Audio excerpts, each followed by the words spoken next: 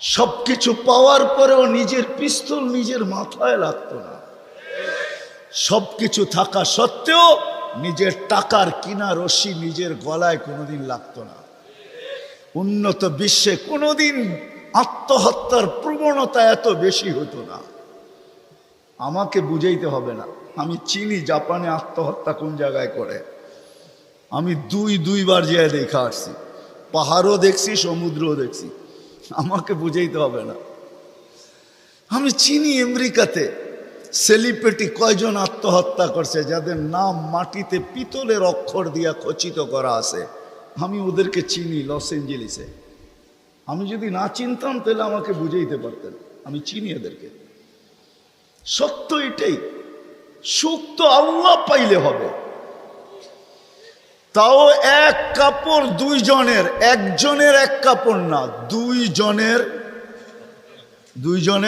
নামাজ সালাম ফিরাইতে দেরি, উঠা দৌড়াইতে দেরি করে না। আল্লাহর রসুল ডাইকা দাঁড় করাইছেন, সালাম ফিরাইতে দেরি, দৌড়াইতে দেরি করো না। কারণটা কি? নামাজের পরে দোয়া আছে, তসবিহ আছে, তাহলিল আছে। আমি কথা বলি, তুমি শোনো না। চোখের পানি ছেড়া দিয়া বলতেছে, ইয়া রাসূলুল্লাহ, দুইজনের এক কাপড়। দেখেন দিলে লাগে কিনা। দুইজনের কয় কাপড়? এক কাপড় দুইজনের। আপনি সালাম ফিরান, আমি ছুটা চলে যাই আউয়াল ওয়াক্তে নামাজ পড়ানোর জন্য। খুলা দেই, নামাজ পড়ে ওই ঘরের সুখ দেখাইতেছি। সুখ, স্ত্রী স্বামীর গাল ধরা চিমটি কেটে বলতেছে, আমি জান্নাতি।